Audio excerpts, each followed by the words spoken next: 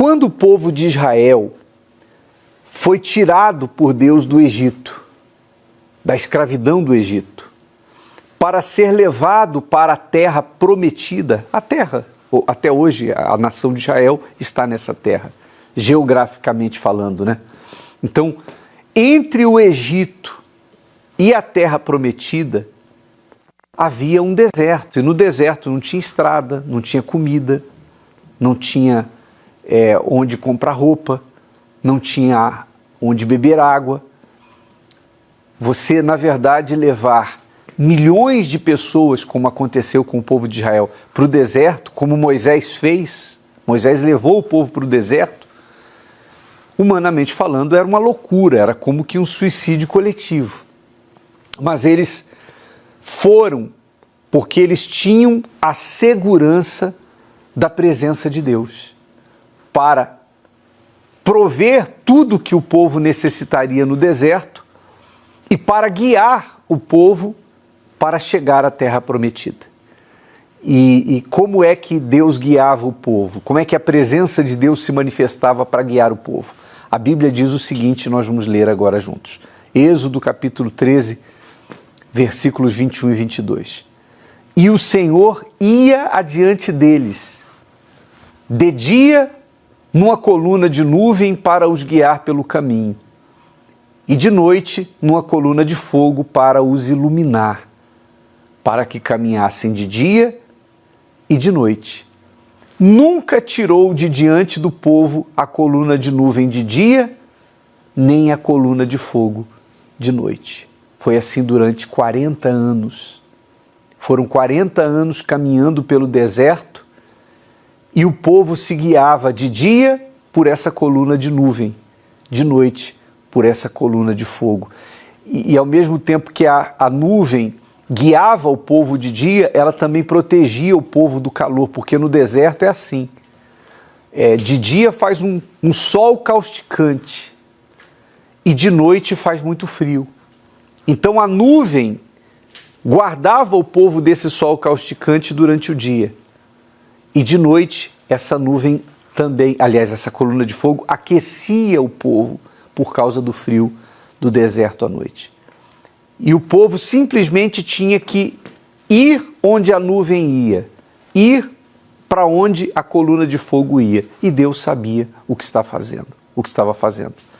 Ora, assim também funciona, minha amiga, meu amigo, o trabalho do Espírito Santo.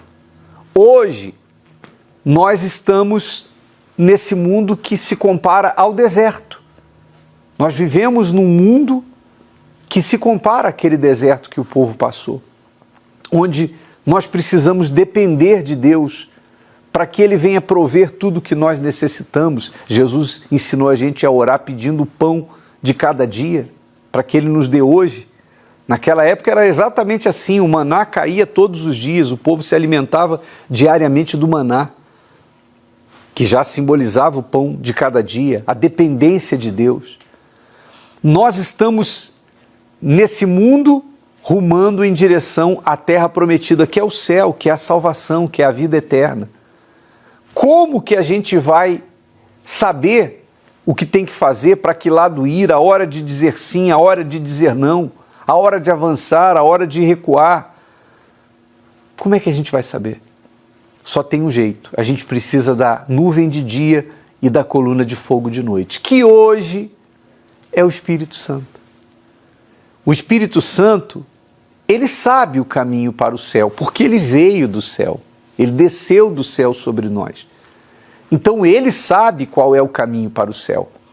Ele sabe como você pode vencer as tentações, suportar as provações, como lidar com as injustiças desse mundo, como lidar com as perseguições, as lutas que são inerentes à fé. Significa dizer que são inevitáveis, né? Nesse mundo que a gente viu, o mundo ímpio, no mundo vil que a gente vive, a gente vai ter que lidar com injustiças, com perseguições, com situações difíceis. Aqui não é o céu, a gente está no mundo e o mundo jaz no maligno. Então você vai enfrentar muitas situações para te fazer parar, para te fazer pecar, para te fazer se enganar, achar que a verdade é mentira, a mentira é verdade. Muitas coisas vão acontecer nessa caminhada para tentar afastar você do caminho da justiça, do caminho da fé. E quem sabe como você tem que proceder nessa hora? Ninguém mais do que o Espírito Santo. Por isso, o Espírito Santo é a bênção das bênçãos. Receber o Espírito de Deus é fundamental se você quer vencer o mundo, se você quer permanecer, se você quer ser salvo. Você precisa de um guia. Por exemplo, vamos supor que você fosse hoje a Israel.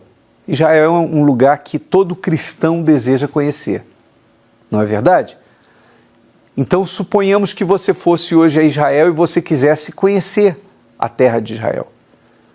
Você chegando lá, precisaria de um guia. Existem os guias turísticos em Israel que sabem toda a história, sabem o que fica no norte, o que fica no sul, o que fica no leste, no oeste, onde você deve ir, onde você não deve ir. Então você precisa de um guia. Se você for a qualquer parte do mundo e você quiser conhecer aquele lugar que você não conhece, você vai precisar de alguém que te oriente, você vai precisar de um guia. Ora, assim é quando você quer ir para o céu. Se você quer a salvação, você precisa de um guia. Essa coluna de fogo, essa nuvem que guiava o povo de dia, tipificavam o Espírito Santo. Por isso que sem o Espírito Santo, a salvação não é possível. Porque até o dia da sua morte você vai precisar tomar muitas decisões.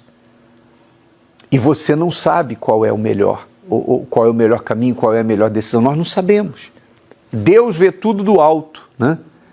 Então ele tem a visão de cima e ele sabe qual é o caminho que você tem que trilhar. Aliás, quer ver uma outra comparação clara disso? É o GPS. Quando você entra no carro e precisa chegar a um lugar que você não sabe qual é o caminho, você coloca no GPS. Hoje em dia a gente coloca no GPS até sabendo o caminho, porque às vezes tem trânsito e o GPS te desvia do trânsito. Não é verdade? Então o GPS está ligado a um satélite e vai do alto traçar uma rota para você. Vai dizer, olha, vire à direita, vire à esquerda, siga em frente em 300 metros, etc. e tal. Daqui a pouco o GPS diz assim, ó, você chegou ao seu destino. O Espírito Santo, minha amiga, meu amigo, é esse GPS espiritual que nos leva para o céu. Por isso ele é a nossa maior necessidade. Você tem que suspirar. Se você tem o Espírito Santo, você tem que guardar o que você tem, para que você não perca.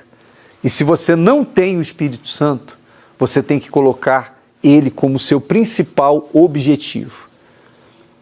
Acima de tudo, de qualquer outra bênção, você tem que desejar ter o Espírito Santo, porque é ele que vai capacitar você a servir a Deus e é ele quem vai guiar você para o céu. Daqui a pouquinho nós vamos acompanhar aqui um testemunho de alguém que